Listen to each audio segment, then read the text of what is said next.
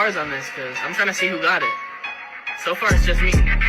Right, you think you go toe-to-toe, I give out frostbite with the coldest flow. Pull off his sock and I suck his toes. I be sucking cock when I fuck my bros. Let's go, bar for bar, blow for blow, I leave with no L like Cody Cole. Suck his dick, it's in my throat. I be sucking dick till I fucking choke. In 5 years, I'm top 5. I be sucking penis, I slop guys. Bars hotter than a pot pie. I'ma eat his dick like a french fry. Funny how they all love to talk, but when I respond, they can it like Popeye. My timer buzzing is cock time. Go on the hub and search hot guy. I don't really shoot, but duty calls, this a coup de grace, I could do it all. I pull up his shirt and play with his bra. I'll be sucking the sweat right off his balls. Tell me who the boss. I ain't playing like the movie Pause, so move along. I be sucking his dick, he got a schlong. His dick big and black, call it King Kong. Play with his balls like motherfucking ping pong. I am that nigga, my dick getting bigger. I'm shooting this cum like I'm shooting the trigger. I play One and all, welcome. I'm Nick Muniz. This is Nick Nonfiction. Today on the show, we have got the gayest, greatest edition yet. Jessica and Watkins. When the side hitter catch feelings. Why are there no thugs in space? 0 G's. I'm a true G, and the G stands for gonad. The two side dudes that Heaven and Treasure have fallen for pretend as if they could play second to another man. Nuh-uh. Now their feelings are in the way. Secrets have been revealed, and Vegas and Ross are determined to make sure the outcome is deadly. It's a dreamy bull beef this week on Nick's Nonfiction. How dare you? I'ma be code switching like Joe Biden. Kamala Harris. She's 10 ethnicities. You got an ass on you, right? Spread your ass open, said Treasure to Waquisha. Industrial society and its future. You could do the rump shaker. Pull your shirt up. Yeah, I could see those titties, girl. Hustle and grind, always on my mind. What do thugs and hillbillies have in common? They both know how to throw a hoe down. Yeah! We'll be right back.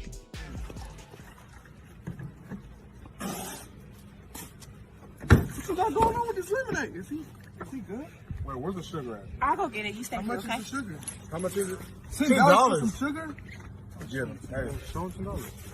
Yeah. Green or I'm about to fucking nut. I'm about to fucking nut. About the author Jessica N. Watkins. You know what the N stands for? Low blow. Do yourself a favor and look this woman up. This is easily the hottest author we've had on Nick's Nonfiction. I'm not even playing. Jessica N. Watkins. Hey! Easily. Hottest author on Nick's... This is an award. We need to stop and recognize this queen. A lot of white men, they can't handle that much woman. But Miss Watkins, that's the piece I need. I'd like to break a piece off, as the brothers say. When the side hitter catch feelings. Coming right up. Coming. Relax and take notes while I take totes of the marijuana smoke. Throw you in a choke, gun smoke. Biggie Smoke the mayor, the rap slayer, the hooker layer. Motherfucker, say your prayers. Hail Mary, full of grace. Smack the bitch and don't really have my back. You ain't really have my back. I ain't really with no stress. Got our strings attached. And I know dollar I'm back. And I know dog I'm back. And I know thug I'm back. Bitch, we ain't have no rest. When the side catch feelings. Jessica N. Watkins. Part 1. Love and loss. We've reached peak brain rot. 7 years in, the Shushuma has rose to the 7th chakra, and our brains have turned to shite. You've seen this, the trend, everybody's freaking out about brain rot. I've been talking about this for 8 years now. You can be silly from time to time, but I do hope this is the lowest we ever go on this show. When the side hitter catch feelings. It's a good book, and the author is hot. Meet Heaven, a young girl who's loving, submissive, and beyond appreciative of her husband, Ross. Ross is a thug shaker. Thug shaker is a slang phrase described for a video of black men who presumably live a thug lifestyle. Ross, he posts these videos on the internet. He does the rump shaker dance while moving naked. He thug posts as a meme genre.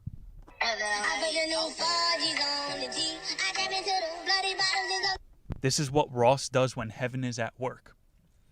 Heaven, she just wants a hard-working man, someone who puts in an honest day. But Ross, he's slanging around that dump truck ass on the streets. He's not selling anything pushing 0 weight. Just those 2 thick hams down the street on a Sunday. Ross is a thug shaker. As a teenager, Heaven lived solely for her sister Divine and her daughter Sunshine. Why are black people always named after cars? Lincoln, Mercedes? White folk, they be naming their kids Brady and Chumley. Hey, Chumley, get over here. I once went on a date with a black girl named Honda. Thug posting refers to a genre of shit posting, a bait and switch of ironic memes that use videos and imagery of gay black men.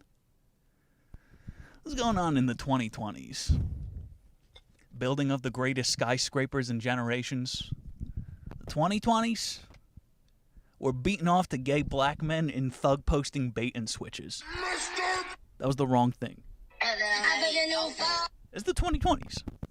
The most notable memes that fall under the genre are Thug Shaker, Brandon Curlington, and Animon Studios.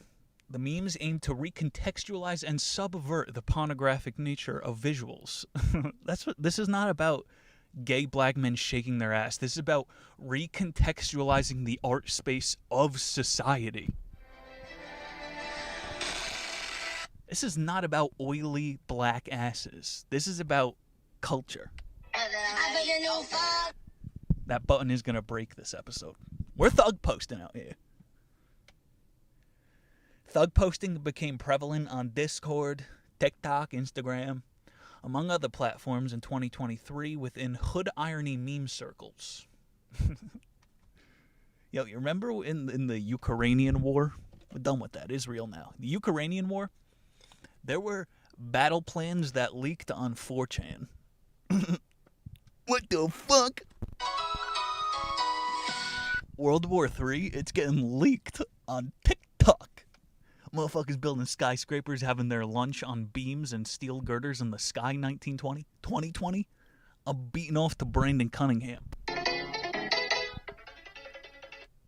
Because Heaven's mother is mentally ill and her father ran off. Need I interject? Heaven had to do some unimaginable things just to feed the family. Yo, use your imagination. What did Heaven have to do to feed the family? That's a good mom right there.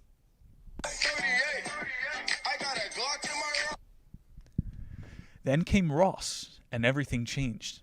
His thug posting videos on the internet bring in a fortune for Heaven. He wasn't some filthy rich dope boy that some young girls dream of, but Heaven felt like Ross was her blessing. She was her Kang. This is good.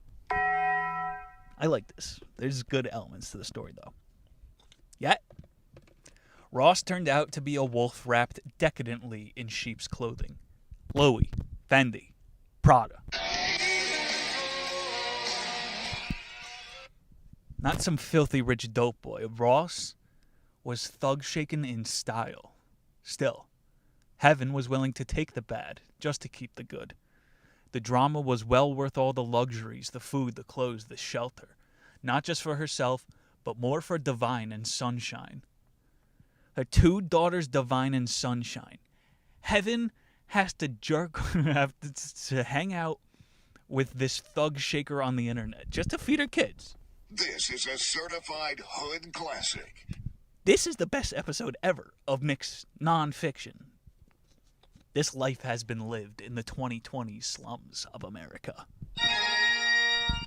This is nonfiction. The 2020s, when food and water and shelter are considered luxuries. Heaven, she's putting food in her kid's mouth. And then there's Treasure, her friend. How is it that a woman can have a good man and still not be satisfied? Treasure is far from as submissive as her friend Heaven. As a teenager, Treasure had always been the type of girl to juggle 2 or 3 boys. Once she was older, she met a real man, Vegas, and she tried to commit. I have never worked a day in my life. Wait, this is the black girl voice. Hold up. I had never worked a day in my life. I had never been interested in doing nothing except following Vegas's hood dreams. But when he heard that I hurt my voice, he told me that I could have a receptionist position at the dealerships that he worked for in West Avenue. I have been working there 2-3 weeks, and his body racked up sexy skirt suit. I've been able to sell a few cars to a few hood niggas. Treasure slinging cars. Let's go. Now it was Friday, and I had gotten my first check. This was the first time I ever gotten a check I worked so hard for, so I was ready to spend it on me. I walk into the shop ready to purchase 3 bundles 26-inch Peruvian wave hair. I was letting the pixie cut go. I was going for a new look since I had a new life. I had an appointment to get that sewn in. My beautician the next morning said, "Hey, boo." I greeted the reception. "What's up, girl? Please tell me you got some Peruvian body wave." And then the barber shows up. Brandon Cunningham, the erotic barber, also known as Brandon the Bagger, is a gay black Atlanta-based barber known for giving nude haircuts and doubling as an OnlyFans model. Heaven's just trying to get her hair cut. This is Treasure, and Brandon Cunningham is a naked barber. He's bricked up trying to cut this lady's hair.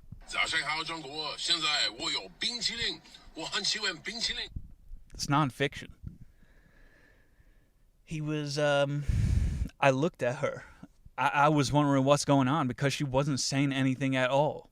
Brandon Cunningham cock was on my shoulder. She just stared at me like I hadn't said a word. She had this stupid look on her face. Her eyes was bucked real wide. She stayed behind me, so I turned around to see what was behind me, and BOW! It felt like I got hit in the stomach by a grown-ass man. It was definitely a gut punch, but it wasn't physical.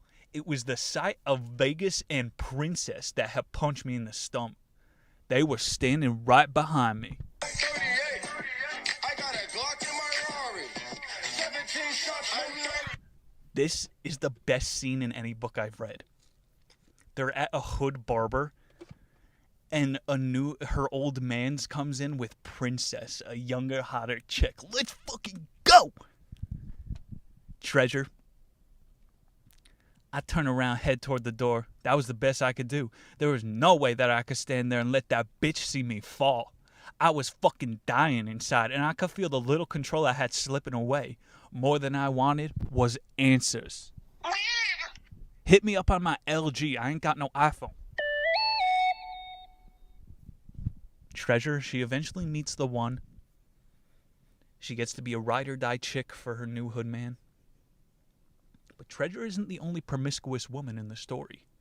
Heaven eventually succumbs to the wooing of a man who wants to treat her far better than her bullshit husband. She knows that Ross deserves her infidelity. He had never been loyal or faithful to her. However, one thing he had done was cheat on Heaven with someone in their circle. Woo! This is a tale of lust, lies, mayhem. Let's go! The barbershop. All hell breaks loose. Vegas and Ross team up, turn on Heaven and Treasure. The boys versus the girls. Egos clash. Bonds are broken. This is the Romeo and Juliet of the 2020s. Part 2, when the side hit to catch feelings. Romeo and Juliet. Romisha and Juluquila. At the end of When the Side Hit to Catch Feelings Part 1, hell is risen. Vegas and Ross's feelings are in the way. Secrets have been revealed. Vegas and Ross are determined to make sure the outcome is deadly. Although thug posting seemingly surfaced in 2016, the term thug posting wasn't officially coined and didn't become prominent until January 22. For instance, January 2nd, 2022, thug posting was added to Urban Dictionary. Wow, thug posting made history, 2022. It's a word. You hear that, boomers? You gotta learn our lingo. You got no side, Riz? Okay, boomer. Mello's dream of being with Heaven was only a fantasy. He was an anime dude. Stayed in the friend zone long enough until he got to take his shot. I had to say dude, but she called him an anime N-word. That's pretty dope. Bro, thug posting, it's in the dictionary. I'm the first person, the first intellectual academic to discuss this topic. When side hitters catch feelings, this is a new wave of dramatic theater. I'm a first. Will my song go unsung? One summer night let Heaven and Mello into a steamy affair that ended in complete mayhem. Heaven hides in Mello's closet while Ross comes over. Mello wants out of the relationship, but Heaven thinks that she has a man who finally loves her. Mello is a soft, light skin. Ross, bow! He kicks down the door. Hey, yo! Where you at, treasure? Where you at, bitch? Where you at, bitch? This is fun, bro. I'm gonna read more of these books. What's that R. Kelly song? He's hiding in the closet. But as her luck always has it, she can never have what she wants without coming at a hefty price. When Mello tells Heaven it's him or the streets, Heaven is forced back into a life of hooking. No! Who's gonna feed Destiny and Beauty and Mercedes and Corvette? No! Vegas had never cheated on Treasure. Cheated. Not once. But when she is forced to reveal her infidelity with Damo, Vegas throws away the ring and their relationship. He broke the friendship in the first book, and in this part, Heaven isn't happy. There you guys go. That's what happened. Put a little hot sauce on that. Bow! I'm About to Come, also known as I'm About to Come Oh My God, refers to multiple explicit pornographic videos of Dreamy Bull, who became notable for flamboyantly screaming, I'm about to come. The words about to come oh my God are pronounced the same way as the exclamation being a version of the way it reads like a first name African name origin. Yo, if I was black, that would be my street name. I'm about to come oh my God. My white guy name is Seymour Coochie.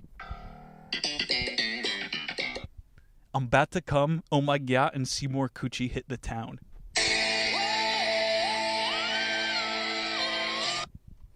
No bed left unturned. This is the finale. Heaven and Treasure, unfaithful. It shatters their friendships. Their worlds collide. The courses of their lives changed indefinitely. Ross is determined to make Heaven and Mello pay with their lives for deceiving him. You gonna disrespect me in my streets?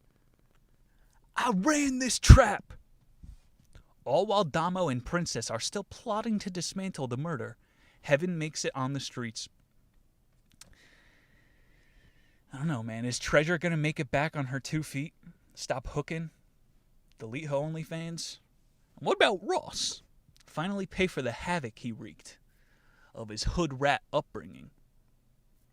When the side hitter catch feelings. This is a heart-wrenching story. You will be breathless until the very end. Another one. Young Thug's Barter 6 is an extremely introspective personal record. It allows you to better understand and perspectivate emotions of Jeffrey Lamar Williams. Young Thug's Barter 6, the mixtape, has become a bridge for white youth to enjoy the art of black inner cities and empathize with the thuggery that is associated with this world. Ladies and gentlemen, Nick's Nonfiction when the side hitter catches feelings.